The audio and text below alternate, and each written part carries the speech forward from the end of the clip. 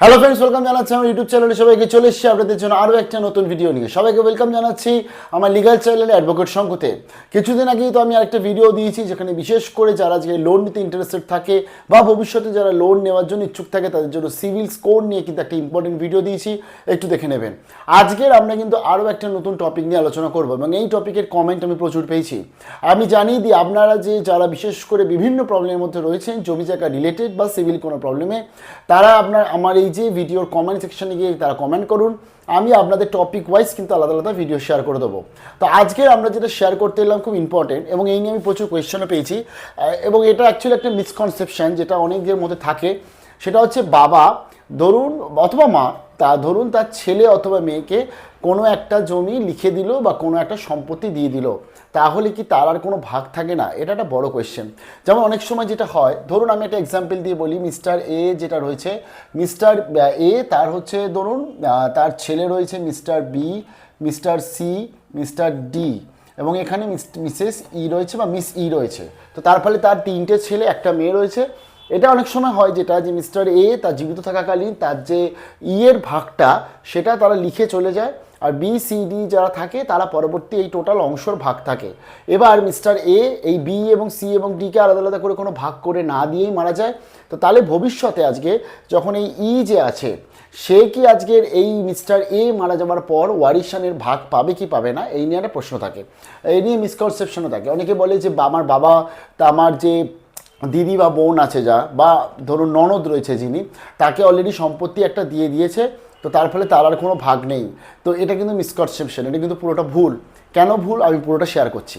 দেখুন, first of all হচ্ছে আমি যেটা কোয়েশ্চেন করছিলাম আজকে, বাবা ছেলে অথবা মেয়েকে সম্পত্তি লিখে দিলে তারা কি আর কোনো ভাগ পাবে? বাবার মৃত্যুর পর ওয়ারিশানে ভাগের সম্পত্তি কি কোনো পাবে? আমি একটু প্রথম থেকে শেয়ার করি। যেমন 2005-এ উত্তরাধিকার হিন্দু উত্তরাধিকার আইন যেটা আছে সেখানে কি অ্যামেন্ডমেন্ট হয়েছিল, সেখানে অ্যামেন্ডমেন্ট হয়ে বলে দিয়েছিল যে মেয়েরাও সমান, অর্থাৎ একটা সম্পত্তি সেটা যদি আজকে এবং এটা মেয়েদের যে অনেক জায়গাতে বিশেষ করে সম্পত্তি দেওয়া হয় না, তাদের ভাগ থেকে বঞ্চিত করা হয়, তার জন্য স্পেসিফিক্যালি অ্যামেন্ডমেন্টটা করে বলে দেওয়া হয়েছিল যে না, সে ছেলে হোক বা মেয়ে হোক, বাবা মার অবর্তমানে সম্পত্তির ভাগ কিন্তু সবার মধ্যে ভাগ হবে। সেখানে কিন্তু আলাদা করে ছেলেরা বলে তার যে বেশি সম্পত্তি বা মেয়েরা বলে তার যে কম সম্পত্তি এরকম কিন্তু কিছু হবে না, অর্থাৎ সমান ভাগ। তাহলে এই ক্ষেত্রে যেটা সাধারণত হয়ে থাকে বা আগেও হয়েছিল, কি হয় সাধারণত বাবা অ্যাকচুয়ালি তার যে সম্পত্তি আছে, ধরুন মেয়ের আর্থিক অবস্থা খারাপ যাচ্ছে, মেয়ের বিবাহিত, মেয়েকে বিয়ে দিয়ে দিয়েছে, কিন্তু মেয়ের আর্থিক অবস্থা খারাপের জন্য মেয়ের কিছু টাকা প্রয়োজন। তাহলে বাবা অনেক সময় যেটা বলে বা ভাই বা দাদারা যেটা বলে অনেক সময় যে তাহলে একটা কাজ করো, ওর যে ভাগের সম্পত্তির পড়ে রয়েছে সেখান থেকে তুমি আজকে কিছুটা সম্পত্তি বিক্রি করে ওকে টাকাটা দিয়ে দাও। অথবা বাবা বলে যে তাহলে একটা কাজ করছি, আমার ধরুন এত বড় সম্পত্তি রয়েছে, ধরুন এরকম একটা সম্পত্তি রয়েছে, 6 কাঠা সম্পত্তি রয়েছে, তো সেই 6 কাঠার মধ্যে ধরুন আমি 1 কাঠা সম্পত্তি মেয়ের পাওয়ার কথা, যেরকম যা বাবা মা এবং ওয়ারিশান হিসাবে, তো বা যারা অংশ রয়েছে সেই হিসাবে, তো তার মধ্যে তাহলে 6 কাঠার থেকে 1 কাঠা জমি তারা বিক্রি করে মেয়ের সেই সময় আর্থিক প্রবলেমটাকে সলিউশন করার চেষ্টা করে বাবারা অথবা মা যারা রয়েছে, এমনকি দাদারাও এরকম কিন্তু সলিউশন করে থাকে নিজের বোনের জন্য।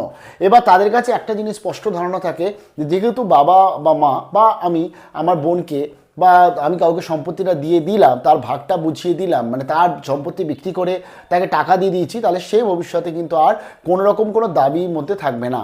এটা ভুল ধারণা। কেন ভুল ধারণা বলছি? আজকে ধরুন এই বাবা ধরুন আজকে ধরুন সেল ডিড থেকে যাই ফার্স্ট অফ অল, কারণ অনেকটা ভিডিওটা ভালো করে বুঝতে হবে আমাদের। ধরুন এই 6 কাঠা সম্পত্তির মধ্যে 1 কাঠা সম্পত্তির টাকাটা বিক্রি করে বাবা তার মেয়েকে টাকাটা দিতে চাইছে, বোঝা গেল? তো এবার তাহলে বাবা হচ্ছে মালিক, ধরুন বাবা পুরোপুরি মালিক জমিটার, বাবার নামে মিউটেশন আছে, বাবার নামে দলিল আছে, সমস্ত কিছু রয়েছে। তাহলে বাবা এবার 1 কাঠা বিক্রি করতে পারে, কারণ বাবা যেহেতু পুরোপুরি মালিক, বিক্রি করে সে টাকাটা মেয়েকে দিল না ছেলেকে দিল, নাকি সে টাকাটা নিজের কাছে ব্যবহার করলো, এটা কিন্তু কোর্ট দেখতে যায় না, অন্তত যদি বেসিক অফ যদি আমি লয়ের যদি দেখি, কারণ এখানে সে বাবার সম্পত্তি বাবা বিক্রি করে যাকে খুশি দিতে পারে, তো সেই হিসাবে সে বাবা তার মেয়েকে দিয়েছে। তাহলে এবং সে আর মেয়ের থেকে কোনো আলাদাভাবে কোনো কিছু দানপত্র বা কোনো কিছু করিয়েও নেয়নি যে ভবিষ্যতে আজকে তার আর কোনো ভাগ থাকবে না। তবে এক্ষেত্রে একটা বড় কোয়েশ্চেন আছে, এক্ষেত্রে একটা মুশকিলের মধ্যে পড়ে বলছি। তার ফলে আমি যদি ধরুন আমি কোনো কিছু একটা জমি সেটাকে বিক্রি করলাম, বিক্রি করে আমি 1 কাঠা বিক্রি করে মেয়েকে দিয়ে দিলাম, সেটা বাবার ব্যাপার, বাবা যাকে ইচ্ছে দিতে পারে, বাট এর জন্য এরকম নয় যে মেয়ের আর কোনো ভাগ নেই। তারপরে ধরুন আজকে অনেক সময় যেটা করে থাকে বাবা দানপত্র করে দেয়, দানপত্রের মধ্যে একটা বড় কথা হচ্ছে নিঃশর্ত দান, অর্থাৎ কোনো শর্ত দেওয়া যাবে না।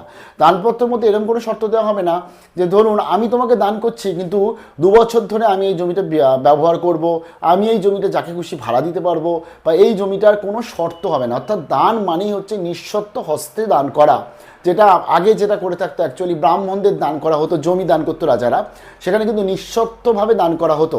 তার ফলে অনেক জমি দেখবেন আজকে, যেমন ধরুন ঠাকুরের জন্য বা কোনো ধর্মীয় স্থানের জন্য, রিলিজিয়াস কোনো প্লেসের জন্য অনেক সময় জমি দান করা হয়েছিল, আগে রাজারা দান করেছিল, এবং সেই জমিটাই পরপর তার বংশধর যারা রয়েছে তারা কিন্তু ব্যবহার করে আসছে, কারণ সেটা তাদের এখন ফুল রাইটস থাকে তার উপর।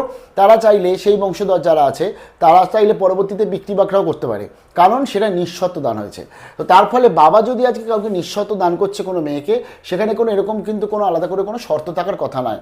এবার ব্যাপার হচ্ছে মেন যেটা আজকের টপিক, তাহলে বাবা তো ধরুন তার মেয়েকে কিছু একটা জমি বিক্রি করে টাকা দিয়ে দিয়েছিল, অথবা বাবা তার মেয়েকে কিছু একটা জমি সম্পত্তি তাকে নিঃশর্ত দান করেছিল।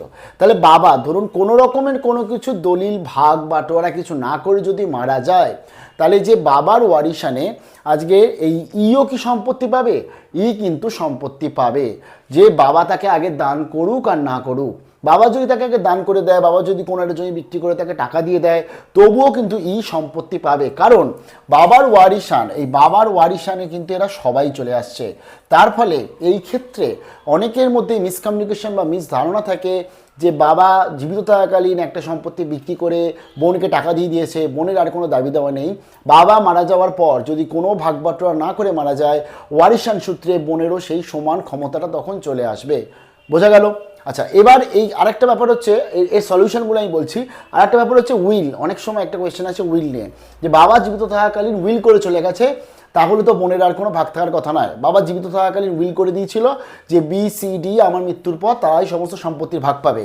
এখানে যে ই রয়েছে, অর্থাৎ যিনি বোন বা দিদি রয়েছে, যিনি রয়েছে, বা কোনো ভাই ধরুন রয়েছে, যাকে অলরেডি কিছু না কিছু দিয়ে দিয়েছিল, সে চ্যালেঞ্জ করতে পারে উইলটাকে, এবং সেই ক্ষেত্রে এই উইলটা 100% হবেও না। সেটা যদিও কোর্টের ওপর 2-3 বছর তার জন্য হিয়ারিং হবে, তার জন্য অনেক কিছু কোর্টের অনেক ডকুমেন্টস প্রেজেন্ট করতে হবে, কিন্তু সে চ্যালেঞ্জ করার তার অধিকার রয়েছে। এবং সে যদি চ্যালেঞ্জ করে, তাহলে এই উইলটাকে প্রোভাইড করে ফাইনালি এক্সিকিউশন করাটা কিন্তু খুব মুশকিল হয়ে যাবে। এবং 2005 আইনে এটা পরিষ্কার বলা আছে যে বাবা মার মৃত্যুর পর যখন সম্পত্তি ভাগ হবে, সেক্ষেত্রে কিন্তু ছেলে মেয়ে সমান অধিকার। তো তার জন্যই আমরা এরকম ধরনের যদি কোনো কিছু সিচুয়েশান থাকে, বা আপনি ধরুন এরকম ধরনের সিচুয়েশানে রয়েছেন, তাহলে আপনি কিন্তু সেটা চ্যালেঞ্জ করতে পারেন কোর্টে। এবং তার সাথে আপনাকে না দিয়ে যদি আপনার দাদারা বা ভাইরা যারা আছে জমি ভাগ বাটোয়ারা করে নিয়েছে, আপনি তাহলে কিন্তু এই 2005-এর অ্যামেন্ডমেন্ট অনুযায়ী কোর্টে চ্যালেঞ্জ করতে পারেন, এবং আপনি কোর্টকে জানাতে পারেন যে আমি মেয়ে, আমার ভাগ না দিয়ে তারা কিন্তু এরকম হয়েছে। আচ্ছা, এবার আরেকটা ব্যাপার হচ্ছে, এই আরেকটা সহজভাবে একটু এক্সাম্পল দিয়ে বুঝিয়ে দিই। ধরুন আজকে এই 6 কাঠা জমি আছে, বাবা মিস্টার এক্সকে বিক্রি করলো, তাহলে এক্সকে বিক্রি করলো মানে সেই জমিটা হস্তান্তর হয়ে গেল। তার ফলে বাবার অবর্তমানে মিস্টার এক্সের সাথে কোনো মানে এই জমিটার সাথে কোনো কানেকশন নেই।